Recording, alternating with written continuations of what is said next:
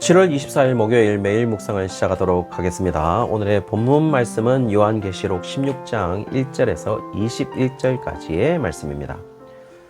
오늘 본문 말씀은 목요일 본문과 금요일 본문을 함께 다루고자 합니다. 그리고 내일 금요일 본문은 토요일 본문을 다루도록 하겠습니다. 그래서 오늘 본문은 16장 전체를 다루도록 할 것입니다. 어제 본문으로 15장에 나타난 7대접의 환상이 시작될 것이라는 사실을 서론을 다루었다면 실제 본론으로 들어가는 순간이라고 할 수 있겠죠. 그리고 분명 7인과 7나팔과 확실한 차이를 두는 것은 어떤 중간에 삽입하는 이 환상을 집어넣지 않고 그대로 7대접까지 계속해서 다루고 있다는 점과 마지막 심판이라는 점이 확실히 앞에 다루었던 7인과 7나팔의 환상과는 차이점을 가지고 있습니다. 그리고 왜 마지막 심판이라고 볼 수 있는지도 다시 한번 다루도록 하겠습니다. 첫째 대접의 재앙의 내용을 한번 보시죠. 첫째 대접의 재앙의 내용은 2절에 하나님의 진노의 대접을 땅에 쏟았을 때에 짐승의 표를 받은 사람들과 그 우상에게 경배하는 자들로서 하나님과 주님을 믿지 않는 자들이다 라고 말해주고 있습니다. 그리고 그들은 악하고 독한 종기가 났다라고도 이야기해주고 있죠. 둘째 대접의 재앙의 내용을 한번 보실까요? 3절의 대접을 이번에는 바다에 쏟았다라고 이야기를 해주고 있고 바다가 피같이 되었고 바다의 모든 생물이 죽었다라고 이야기를 해주고 있습니다. 셋째 대접의 이 재앙의 내용을 한번 보실까요? 4절에 대접을 강과 물 근원에 쏟았다라고 얘기를 하고 있고 피가 되었다라고 이야기를 하고 있습니다. 당연히 예상되는 결과는요, 인간의 생존이 불가능했다라는 것을 보여주고 있죠. 넷째 대접의 재앙의 내용을 한번 보실까요? 8절에 대접을 해에 쏟았다라고 말을 하고 있고 태양의 불로 사람들을 태웠다라고도 이야기를 하고 9절에는 사람들이 크게 불에 탔다라는 이야기를 하지만 여전히 그들은 회개하지 아니했다라는 이야기도 해주고 있습니다. 그들이 그리스도인으로 돌아서지 않았다는 사실을 이야기해주고 있죠. 다섯 번째 대접의 재앙의 내용을 보시면은 10절에 대접을 짐승의 왕자에 쏟았다라고 이야기를 해주고 있습니다. 그러면서 나라가 곧 어두움이 오고 사람들이 아파서 자기의 이 혀를 깨물고 11절에는 질병과 종기로 말미암아 하나님을 비방하고 여전히 회개하지 아니한다라고 이야기하고 있습니다. 여기에서 짐승은 이미 요한계시록 13장 2절에 보시면은 내가 본 짐승은 표범과 비슷하고 그 발은 곰의 발 같고 그의 입은 사자의 입 같은데 용이 자기 능력과 보좌와 큰 권세를 그에게 주었더라는 이 구절을 보면 용이 그 보좌를 짐승에게 주었다라고 이야기하는 것을 볼 때에 당시 짐승은 우리가 이미 말씀드렸다시피 적 그리스도라고 볼 수 있다면은 짐승의 왕자는 바로 적 그리스도의 왕자라고 볼 수 있을 듯 합니다. 그리고 적 그리스도를 특정하는 것은 그리 좋은 생각은 아닌 것 같습니다. 왜냐하면 적 그리스도는 그리스도가 있을 자리에 만약 다른 어떤 것이 자리하고 있다면 모두 그것이 적 그리스도라고 저희가 한번 말씀드린 바가 있습니다. 물론 요한계시록을 받는 독자들은 도미티안 황제가 적 그리스도로 보일 수 있으리라 생각합니다. 그러나 그가 다스리는 나라가 어두움에 덮이게 되고 아무것도 할 수 없는 현실에 직면하고 질병과 종기로 심판을 하지만 여전히 하나님을 비방하고 회개하지 않기 때문에 남아있는 두 심판의 정당성을 가지게 되는 것이죠.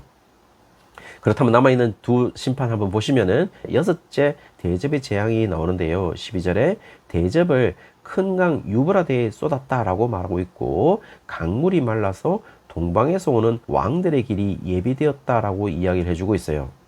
유브라데 강이 동방에서 오는 치료를 막아주었다라는 이야기를 하고 있는 것이죠. 그런데 그 강이 말랐기 때문에 로마에 대한 치유이 쉽게 되었다라는 것을 의미하는 것이라면 로마 제국의 동쪽에서 파르티안 제국이 쳐들어와서 로마를 힘들게 했다는 것을 안다면 이 재앙이 그들에게 더욱더 잘 이해되었으리라고 생각합니다.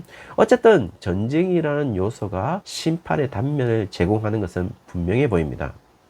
13절에는요, 개구리 같은 새 더러운 영이 있는데 그들이 용의 입과 짐승의 입과 거짓 선지자의 입에서 나온다라고 이야기를 해주고 있죠. 여기에서 나오는 용은 12장에 여자와 여자의 아들과 대적한 자로서 용이 나오고 이미 사탄이라고 이야기한 바가 있습니다. 그리고 짐승은 13장에 나타나는데요. 바다에서 나오는 짐승을 적그리스도로 볼 수 있고 땅에서 나오는 짐승은 거짓 선지자로 볼 수 있다라고 이야기했습니다. 이유는 가짜 이적을 일으키고 거짓 예언을 해서 사람들을 미혹하기 때문에 여기에서 용이나 짐승이나 거짓 선지자는 모두 그리스도의 반대편에 대척점에 있는 자들이다라고 볼 수 있겠죠. 그리고 그들의 입에서 나오는 것이 개구리 같은 새 더러운 영이다라고 말해주고 있어요. 그것은 이미 개구리는 레위기 11장 10절에서 11절까지 보시면 10절에 물에서 움직이는 모든 것과 물에서 사는 모든 것, 곧 강과 바다에 있는 것으로서 지느러미와 비늘 없는 모든 것은 너희에게 가증한 것이라. 이들은 너희에게 가증한 것이니 너희는 그 고기를 먹지 말고 그 죽음을 가증히 여기라 라고 말씀한 것을 보면 이미 부정한 짐승으로 나와 있습니다. 뭐가요? 개구리가 말이죠. 다시 말하면 레위기 11장 10절에서 11절을 보시면 거기에서 이야기하고 있는 것은 물에 산다면은 어류인데 어류가 아니면서 물에서 사는 척 하는 것들은 가짜 어류이고 그런 것들은 가증하다라는 것을 이야기해 주고 있죠.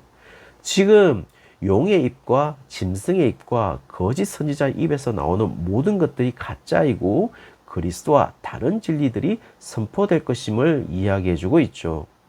그리고 그들은 14절에 귀신의 영이라고 이야기를 하고 있고 16절에는요 하나님과 그리스도와의 전쟁을 위해서 아마겟돈이라고 하는 장소에서 왕들을 모은다라고 이야기를 하고 있습니다. 그래서 우리가 아마겟돈 전쟁이라고 말하고 있지만 최후의 전쟁을 의미하고 있는 것이죠. 그러나 성도님들, 물리적 전쟁을 의미하고 있지는 않습니다. 만약 물리적 전쟁을 의미했다면 히브리어 이 아마겟돈은 그대로 헬러 표기로 발음하면 할마겟돈이라고 발음이 됩니다. 이것은 합성어인데요. 히브리어 합성어입니다. 하르라는 산과 언덕을 의미하는 명사와 무깃도라는 지명의 합성어인 것이죠. 그래서 구약에서는 사사기 5장 19절이나 역대하 35장 22절에 보시면은 무깃도가 상당히 격전지로서 전쟁의 격전지로서 싸움의 격전지로서 굉장히 유명하였습니다. 그러므로 문자적인 전쟁으로 이해해서는 안 될 것 같습니다. 그러니 제발 제3차 세계대전이라는 둥 마지막 핵전쟁이라는 둥 이런 이야기는 이제 제발 좀 하지 않았으면 좋겠습니다. 철저하게 우리가 전쟁을 하는 대상은 용과 그 짐승들입니다. 그리고 이미 12장에서부터 13장에서 사단과 그 하수인들이라고 정의를 하고 있어요. 그렇다면 이것은 사단의 진영과 그리스도인의 진영의 싸움으로 영적 전쟁을 의미하는 것이다 라고 볼 수 있다라는 것이죠.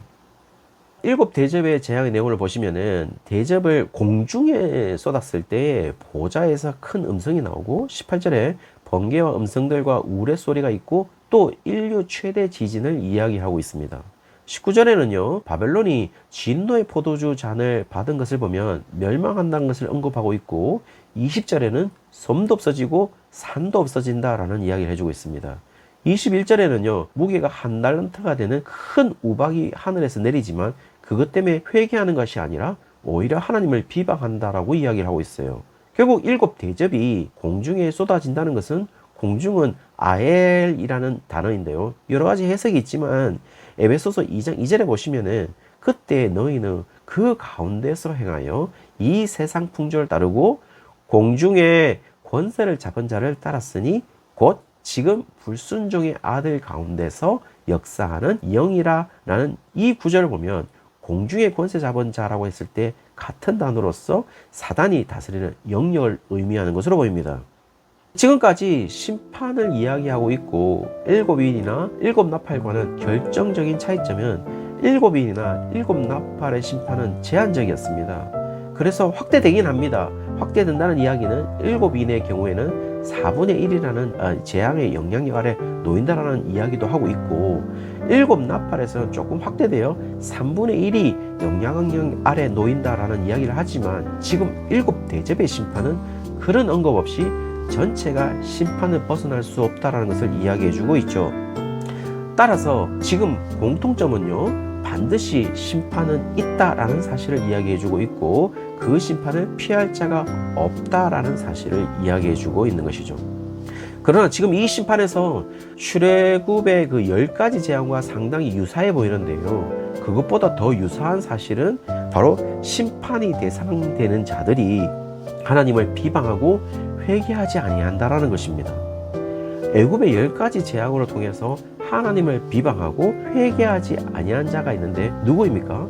바로 바로인 것이죠. 따라서 심판의 대상이 되는 자들이 분명 바로와 같은 자들이라는 사실을 이야기해주고 있죠. 그러나 애굽의 재앙과 더 유사한 의미는 바로 애굽의 재앙의 진정한 의미는 하나님의 백성들을 구원하기 위한 하나님의 일하심의 결과였다라는 것입니다. 그것이 목적이라면 지금 7대접의 심판을 통해서 사도 요한이 이야기하는 것도 결국 심판을 벗어나는 우리들에게 소망을 주는 것이다 라고 할 수 있겠죠. 결국 진정으로 살 자들은 누구인지를 정확하게 알려주고 있다라는 것입니다. 그리고 15절에 반드시 도둑과 같이 올 것이니 준비할 것을 이야기하고 있고 그 준비하는 자세를 지금 우리에게 얘기해주고 있다라는 것이죠. 사랑하는 성도님들, 하나님의 마지막 심판의 때를 이야기하는 데는 단 한 곳도 없습니다. 오로지 이야기하고 있는 것은 심판이 반드시 있다라는 것과 그 심판은 완전하게 믿지 않는 자들을 멸망시킨 것이다 라는 사실을 알려주고 있죠. 그러므로 우리에게 요구하고 있는 것은 그 심판의 때를 기다리는 자세인 것이죠. 이때 우리가 가지고 있어야 하는 것은 바로 하나님의 약속을 믿고 영적으로 깨어 있어서 소망을 가지며 견디며 기다릴 것을 이야기해주고 있습니다. 사랑하는 성도님들, 그런 마음으로 오늘을 살아내는 우리 모든 성도님들 되시기를 주의 이름으로 축원합니다.